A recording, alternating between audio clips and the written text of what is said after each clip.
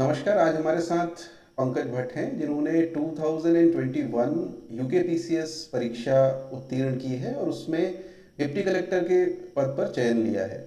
इनसे बात करेंगे इनकी पूरी प्रिपरेशन, पूरी जर्नी के बारे में। पंकज जी, स्वागत है आपका और बहुत बहुत शुभकामनाएं। Thank you so much sir. Thank you और एकल परिवार का भी। तो पंकज जी, सबसे पहले मैं विशेष तौर पर ये स्पष्ट कर देना चाहूँगा कि पंकज जी हमारे छात्र नहीं रहे हैं। इन्होंने एक मॉक हमारे साथ बहुत पहले दिया था, लेकिन यस सर। विशेषकर मैं ये इसलिए लेना चाहता था वीडियो क्योंकि हिंदी माध्यम के जो छात्र हैं, पंकज जी का चयन हिंदी माध्यम से हुआ है। और मुझे बहुत सारे प्रश्न आए कि हिंदी माध्यम में सर किसी का चयन हुआ है या किस प्रकार से तैयारी करनी चाहिए। तो विशेष में उनके लिए ये वीडियो आपके साथ में कर रहा हूँ। तो सबसे पहले पंकज जी मैं जानना चाहूँगा कि प्रेरणा सिविल सर्विस में आने की आपको किस प्रकार मिली? क्या घर से या कोई अन्य ऐसी परिस्थिति देखकर आपको लगा कि सिविल सेवा में आना चाहिए? सर मैं जैसा कि आपने बताया कि मेरा जो बैकग्राउंड है वो साइंस का रहा है। मैंने मास्टर्स किया हुआ है फिजिक्स विषय में। और उसके बाद मेरा भी तैयारी का मन था कि मैं पीएचडी करके रिसर्च के फील्ड में जाऊं। तो उस दौरान एक हमारे आईएएस थे, रुद्रप्रयाग में थे, मंगेश घिलडियाल सर। जी। तो काफी चर्चा में वो रहा करते थे। तो उनके जीवन से फिर मुझे काफी प्रेरणा मिली। और फिर मेरा रुझान, मैंने धीरे धीरे सिविल सेवा के क्षेत्र को जाना पहचाना और समझा कि मैं उत्तराखंड के अल्मोड़ा जिले का मूल निवासी हूँ। जी। तो यहाँ की जो पहाड़ का जो जीवन है, जो यहाँ का लाइफ, जो समस्याएं यहाँ की हैं, उनसे रूबरू हुआ धीरे धीरे। तो तब मैंने भी सोचा कि मैं सिविल सेवा के क्षेत्र में जाऊं और अपने पहाड़ के क्षेत्र के लोगों के लिए कुछ कर सकूं। बहुत अच्छा, बहुत सुंदर, और मुझे पूरा विश्वास है कि आप कुछ करेंगे भी उत्तराखंड जी के सर, जी लोगों सर। के लिए। अ, मैं आपसे जानना चाहूँगा पंकज जी कि आपने जो प्री एग्जाम है उसकी तैयारी किस प्रकार से की? कौन कौन से स्रोतों का आपने विशेष अध्ययन किया? अगर मैं विशेषता पूछूं तो जीएस के लिए अलग से, और जो उत्तराखंड है उसके लिए अलग अलग, किस प्रकार से आपने तैयारी करी? चूंकि सर मेरी थोड़ा कुछ लंबी जर्नी रही है, जैसे कि आपको पता ही है, 2017 16-17 के आसपास से मैंने अपनी तैयारी स्टार्ट करी। और उस समय से मैंने आज तक लगभग 7 से 8 मैं लगभग मेंस दे चुका था। और हर बार प्री निकलता था, मेंस निकलता था, इंटरव्यू से फाइनल फिर भी लिस्ट में आउट हो जाता था। तो इस दौरान प्री तो सर मेरी इतनी अच्छी तैयारी हो चुकी थी कि कोई भी मेरा प्री आज तक रुका नहीं और काफी अच्छे मार्जिन से मेरा प्री निकलता था। तो प्री की तो मेरी स्ट्रेटेजी वही थी। मैंने जो बेसिक स्टैंडर्ड जो बुक्स हैं, मैंने उनको फॉलो किया हर सब्जेक्ट की। जो हर एस्पिरेंट करता है, एनसीईआरटी की जो बुक्स वो, और हर सब्जेक्ट की पर्टिकुलर जो बुक्स हैं, मैंने जो स्पेशल ध्यान दिया उत्तराखंड में, अगर हम बात करूँ वो उत्तराखंड पर। जी। क्योंकि उत्तराखंड एज ए सब्जेक्ट हमारे यहाँ पे प्री एग्जाम में बहुत महत्वपूर्ण उसकी भूमिका है। तो मैंने उत्तराखंड में जो विषय है उसकी काफी अच्छी तैयारी की। और जो अच्छी बुक्स है, अजय रावत की बुक हो, परीक्षा वाणी की भी मैंने हेल्प ली। राजेंद्र प्रसाद बलूदी जी की उत्तराखंड समग्र अध्ययन आती है, अजय रावत जी की बुक आती है, या बद्रीदत्त पांडे जी की बुक आती है। तो मैंने सभी जो स्टैंडर्ड बुक्स हैं इनका काफी अच्छे से अध्ययन किया। और जिसका मुझे प्री में ही नहीं, अभी तो मेंस में भी काफी अच्छा मुझे फायदा मिला था। जी। अ, इसके पश्चात जब मेंस परीक्षा हुई तो मेंस में क्योंकि ऐसे भी होता है, थोड़ा सा लंबा लिखना होता है। फिर मेंस में एक आंसर यस राइटिंग सर, का यस पक्ष सर। होता है कि आंसर राइटिंग किस प्रकार से किया जाए। जी टेस्ट सर। सीरीज रहती है। जी और सर। उत्तराखंड का तो आपने चलिए बता दिया। जी सर। तो इन सभी पक्षों जी को सर। और साथ साथ जीएस को भी आपने, क्योंकि लंबा चौड़ा सिलेबस था हमारा पिछले वाला, अगर हम देखें उसमें जी साइंस सर। का भी था, मैथ्स का भी जी था। सर। तो किस प्रकार से आपने जी उनको सर। मैनेज किया, कैसे किया? सर सबसे पहले तो मैंने जो बेसिक बुक्स हैं मैंने उनको एक बार पहले, चूंकि मैं प्री के टाइम में मैंने वो चीजें पढ़ी हुई थी अच्छे से। मैं मेरी ये आदत थी कि मैं जो चीजें पढ़ रहा हूँ उसके छोटे छोटे कुछ नोट्स में बना लेता था। हर सब्जेक्ट के टू द पॉइंट मैंने कुछ नोट्स अपने तैयार कर लिए, ताकि लास्ट टाइम में मेरे को मेंस में रिवीजन करने में फायदा हो। क्योंकि आपको एक दिन में 2 पेपर लिखने हैं तो आप पूरी बुक्स उठा के वहां पे नहीं देख सकते। तो मैंने हर सब्जेक्ट के अपने छोटे छोटे नोट्स तैयार किए खुद के, चाहे वो हिस्ट्री हो, पॉलिटी हो, ज्योग्राफी हो, इकोनॉमिक्स हो। हर सब्जेक्ट के बुक्स से मैंने अच्छी बुक्स से अपने खुद के नोट्स तैयार किए। और साथ में, क्योंकि सर पहले तो हर सब्जेक्ट में उत्तराखंड का अलग से वेटेज था। जी।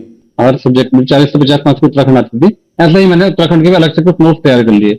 उत्तराखंड की हिस्ट्री, उसकी ज्योग्राफी, उसकी पॉलिटी। तो मैं नोट्स मतलब मैंने तैयार किए, तो मेरे पास लगभग 10 से 15 पेज, 20-25 पेज में मेरे बहुत अच्छे नोट्स तैयार हो गए। तो लास्ट टाइम में सर मैंने केवल ये रिवीजन किया, जिसका मुझे काफी फायदा हुआ और बहुत कम समय में मैंने अच्छे से रिवीजन कर पाया था।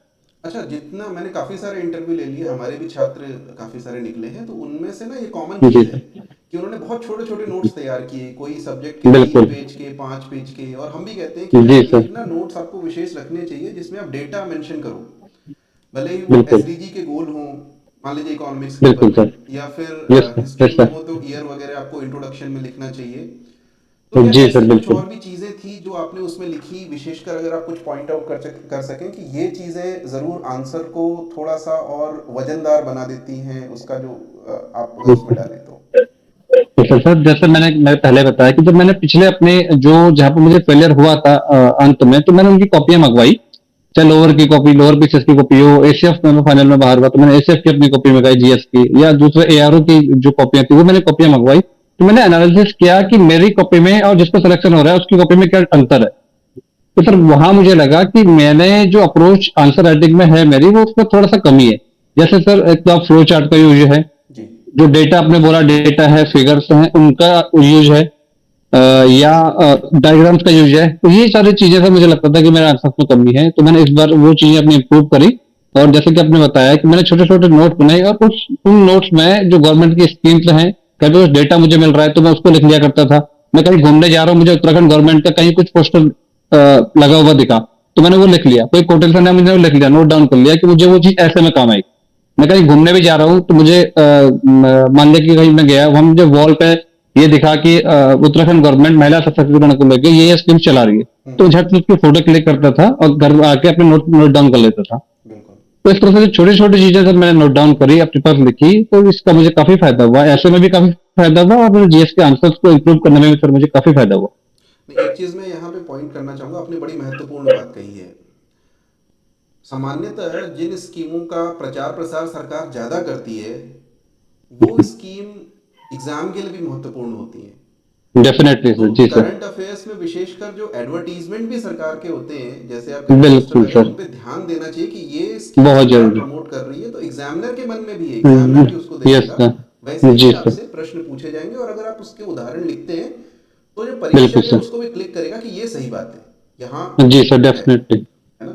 जी, तो इसका मुझे फायदा लोअर में भी मुझे काफी फायदा हुआ। मेरे लोअर में भी जीएस में one of the highest marks थे, 124 मार्क्स मेरे जीएस में थे, जी। लोअर पीसेस में, हिंदी मीडियम में। और इस बार भी मेरे जीएस में काफी अच्छे मार्क्स थे सर, अपर पीसेस में भी। जी। इसमें मेंस में चूंकि थोड़ा बहुत करंट अफेयर्स का पुट रहता है, तो करंट अफेयर्स वगैरह जी आपने सर। कहाँ से किया, क्या स्रोत रहे आपके? सबसे करंट अफेयर्स एक तो चूंकि मेरा हिंदी माध्यम था तो मैं दैनिक जागरण फॉलो करता था। उसका जो एडिटोरियल आता है, और एडिटोरियल में एक उत्तराखंड विशेष का एक कॉलम उसमें रहता है सर। तो मैं उस कॉलम को जरूर पढ़ता था, और वो उसका मुझे काफी ज्यादा फायदा हुआ ऐसे में। जी। जो ज्वलंत मुद्दे हैं उत्तराखंड के वो उसमें रहते थे, तो मैंने ऐसे के लिए तो वहां से हेल्प ली। इसके अलावा करंट के लिए सर मैं योजना मैगजीन में हर महीने खरीदता था, जो मुझे ऐसे में भी मदद देती थी एक अप्रोच डेवलप करने के लिए, और मुझे जीएस की जो सब्जेक्ट है, पॉलिटी है, इकोनॉमिक्स है, वहां पे मुझे उसका काफी फायदा हुआ। और साथ ही साथ मैं एक मंथली मैगजीन फॉलो करता था, चाहे वो दृष्टि आईएएस की हो या विजन आईएएस को, जिसको जो सुटेबल लगे आप वो कर सकते हैं। तो सर ये मेरी स्ट्रेटेजी रही करंट अफेयर्स के लिए। एक प्रश्न जो साधारणतः बच्चे काफी पूछते हैं कि जी भाषा सर। शैली कैसी होनी चाहिए जब आप उत्तर लिखते हैं, क्योंकि मैं तो हमेशा कहता हूँ भैया भाषा आपकी शुद्ध होनी चाहिए, भले आप हिंदी का पेपर लिखो डेफिनेटली। या कोई भी। बिल्कुल सर। लेकिन कई बार क्या होता है कि आपको सही शब्द नहीं मिल पाते हैं अपने आप को व्यक्त करने के लिए। तो बिल्कुल उस बिल्कुल सर। कंडीशन में क्या करना चाहिए, विशेषकर हिंदी माध्यम के छात्रों की समस्या होती है कि बिल्कुल अंग्रेजी माध्यम में बिल्कुल। यह हमारा दुर्भाग्य कह सकते हैं कि भारत में जो टेक्निकल शब्दावली है वो पूरी तरह से अंग्रेजी हो चुकी है जो हम जी प्रयोग सर। करते जी हैं। सर। तो किस प्रकार जी से सर। उसको मैनेज किया जाए? बहुत अच्छा सर ये प्रश्न है, और स्टार्टिंग में मुझे भी ये चैलेंजेस लगे कि हिंदी में मैं अपनी वोकेबलरी कैसे सुधारूं, शब्दों को तो मैं कैसे अच्छा करूं कि मुझे आंसर राइटिंग में वो चीज दिखे। तो सबसे पहले तो सर मैंने ये किया कि अखबार में जो संपादकीय वाला जो पेज होता है, हिंदी माध्यम के विद्यार्थी अगर चाहें तो उसको पढ़ना स्टार्ट करें। जी। एक तो उससे आपका जो वोकैब है वो अच्छा बढ़ेगा। इसके अलावा जिन विद्यार्थियों की साहित्य में रुचि है तो वो अच्छा साहित्य पढ़ना स्टार्ट करें, कोई नॉवल पढ़ना स्टार्ट करें, वहां से आपका जो शब्दकोश है वो मजबूत होगा। हिंदी की कुछ अच्छी मैगजीन्स आती है, तो उन मैगजीन्स को फॉलो वो कर सकते हैं। तो वहां से जो आपका जो वोकेबलरी है वो काफी अच्छी होगी, और कहीं ना कहीं अगर आप ऐसी ये चीजें फॉलो करेंगे तो आपके आंसर राइटिंग में वो चीज दिखेगी। जी। जनरली जो अखबारी शब्द होते हैं, अखबारी शब्दों का यूज जो है अभी आंसर राइटिंग में ना करें। जी। एक साहित्यिक जो भाषा है, चाहे आप किसी भाषा में लिख रहे हैं, आप हिंदी भाषा में लिख रहे हैं, इंग्लिश भाषा में लिख रहे हैं, साहित्यिक भाषा आपकी होनी चाहिए आंसर राइटिंग में। जी। जी सर। एक प्रश्न मेरा और है, और विशेषकर जी वो सर। उत्तराखंड और पीसीएस से संबंधित है, क्योंकि पिछले साल जी हुआ क्या सर। था, पिछले पीसीएस में जी बहुत सर। लंबा गैप हो गया था, मेंस कई बार पोस्टपोन हुआ, बहुत सारे कोर्ट जी केस भी सर। हुए, और तनाव जी रहता है सर। विद्यार्थियों को जो जी तैयारी सर। करते हैं, सभी तनाव में किसी न किसी कारण से रहते हैं, जी विशेषकर सर। जब उनको 2-3 साल से अधिक हो जाते हैं। जी तो सर। ये समस्या सबके साथ होती है, तो ये जी सर। समस्या आपके साथ भी आई होगी। आपने जी सर। इसका किस प्रकार समाधान किया, कैसे इसको डील किया? क्या कोई हॉबीज वगैरह थी आपकी, या किस प्रकार से आप मैनेज करते थे? सर हॉबी तो सर लाइफ में हॉबी का होना बहुत जरूरी है, और मुझे मुझे वो चीज इंटरव्यू में भी काफी फायदेमंद साबित हुई इस बार। लोअर पीसेस के इंटरव्यू में भी काफी फायदेमंद हुआ। मेरे सर हॉबी थी उत्तराखंड के लोकगीत सुनना, जी। और ये मैंने परसों की। साथ में से जैसा कि आपने बोला कि इतना एक टाइम गैप था, 2021 से 2024 हो गया, और चूंकि सर मेरा तो संघर्ष भी काफी थोड़ा कुछ लंबा रह गया, 2016-17 से मैंने अपनी तैयारी स्टार्ट की थी। तो सर मैंने ये किया कि मैंने फिर 2021 के बाद मैंने ये चीज सोची, मैं एक प्लान बी लेके आया अपने लिए कि जब तक ठीक है मैं बीसीएस की तैयारी कर रहा हूँ, यूपीएससी की तैयारी कर रहा हूँ, तो इसके अलावा मुझे मेरे पास एक प्लान बी होना चाहिए। तो मैंने उत्तराखंड की जो यूके ट्रिपल एस के एग्जाम थे ग्रुप 3 के, तो मैंने वो भरने स्टार्ट किए 2021 के बाद। तो सर मैं बताना चाहूंगा कि इस दौरान मेरे 2 एग्जाम मैंने यूके ट्रिपल एस के भी क्वालिफाई कर लिए थे। तो इस तरह से सर मैंने अपने आप को मोटिवेट रखा कि मैं एक पेपर ठीक है, मैं अपनी अच्छी बड़े एग्जाम की तैयारी कर रहा हूँ, साथ में मैं अपना एक प्लान बी लेके चलता हूँ। बिल्कुल, बिल्कुल। ठीक है। अच्छा, जब यहाँ से हम थोड़ा सा इंटरव्यू की तरफ चलें, तो इंटरव्यू में ठीक आपने है। किस प्रकार से तैयारी करी, क्या आपकी स्ट्रैटेजी रही इंटरव्यू के लिए? अच्छा, इस बार तो बहुत अधिक मैं मुझे मौका मिल नहीं पाया, क्योंकि मैंने इस समय हम एक्साइज डिपार्टमेंट में सर में था, तो इंटरव्यू ये हमारे हम लोग की ट्रेनिंग चल रही थी उस समय पे, तो मैं कहीं मॉक नहीं दे पाया। तो मैं सभी लोगों को ये निवेदन करूंगा कि आप लोग जो भी आपको सुटेबल कोचिंग लगती है, आप वहां पर जाके मॉक दीजिए। ओरेकल का काफी अच्छा मॉक रहता है। मुझे इस बार मौका टाइम नहीं लग पाया, तो मैं कहीं भी इस बार मॉक नहीं दे पाया, अदरवाइज मैं डेफिनेटली मॉक देता। तो आप मॉक दीजिए, और इंटरव्यू जहां तक है आपकी पर्सनैलिटी डेवलपमेंट है मेनली। और यहाँ पे हमारे यहाँ पर जो इंटरव्यू रहता है वो मेनली उत्तराखंड पर फोकस अधिक रहता है। जी। तो आप करंट अफेयर्स को अच्छे से कीजिए, और उत्तराखंड को तो आप बोल के पी जाइए, यहाँ का हिस्ट्री, यहाँ का कल्चर, यहाँ के करंट अफेयर्स, यहाँ की जो जेन्युइन जो प्रॉब्लम्स हैं, तो इन चीजों पर अगर अच्छी पकड़ है तो आप डेफिनेटली इंटरव्यू में काफी अच्छा कर सकते हैं। अच्छा, इस बार जब आप इंटरव्यू देने के लिए गए, तो वहाँ कैसा माहौल था? किस तरह के आपका बोर्ड का कैसा व्यवहार था? क्योंकि आप पहले भी लोअर का इंटरव्यू दे चुके थे, जी सर। जी तो सर। कुछ डिफरेंट लगा, या किस तरह की मार्किंग स्कीम रही, किन का बोर्ड था आपका? तो मेरा तो डॉक्टर ऋचा गौड़ मैम का बोर्ड था। ओके। तो तब थोड़ा सा ये रहता है कि इंटरव्यू बोर्ड में कुछ बोर्ड कुछ ज्यादा अच्छी मार्किंग करते हैं, या कुछ बोर्ड थोड़ा स्ट्रिक्ट होते हार्ड हैं। मार्किंग करते हैं। जी। तो थोड़ा सा मेरा इस बार ये रहा कि ऋचा गौड़ मैम के बारे में ये है कि थोड़ा सा वो मार्किंग थोड़ा सा टाइट करती है, ये चीजें हैं। और इस बार से थोड़ा सा कोई पैटर्न इन्होंने चेंज किया है कि पहले आपकी आइडेंटिटी रिवील जी। होती थी जी। बोर्ड के सामने। इस बार तो ये था कि आपकी आइडेंटिटी रिवील नहीं थी, केवल आपको एक कोड मिलता था, और आपको कोड जाके जो आपका बोर्ड है उसके सामने बोलना है।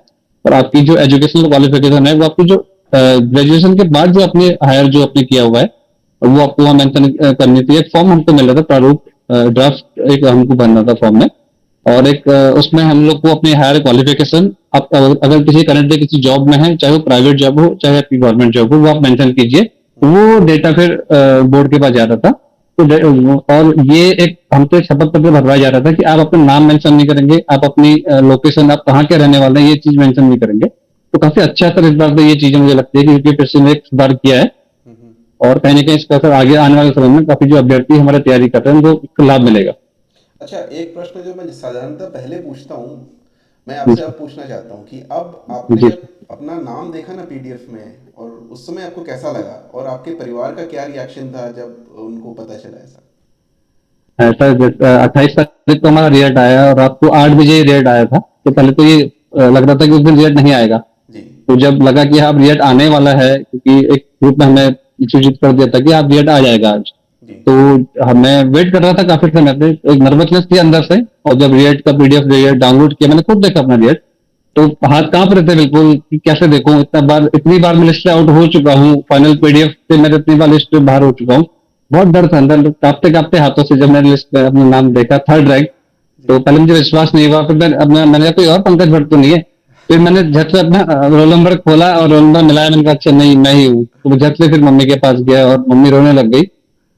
तो बहुत इमोशनल सर वो मोमेंट था। बिल्कुल काफी लंबे संघर्ष के बाद सफलता मिली सर। काफी इमोशनल मोमेंट है सर मेरे लिए। बिल्कुल, मतलब ये एक रिलीफ भी है, प्रसन्नता भी है कि और जी सर। लंबे संघर्ष का परिणाम फल भी मिलता है तो अच्छा तो लगता है। जी सर। जी सर। तो बहुत बहुत धन्यवाद पंकज जी, और मुझे पूरा विश्वास है कि उत्तराखंड जी में आप बहुत योग्यता से, निष्ठा से कार्य करेंगे, और जी। उत्तराखंड को आगे ले जाने के लिए आपकी बहुत आवश्यकता है, आप जैसे अधिकारियों की जी बहुत सर। आवश्यकता है। जी सर।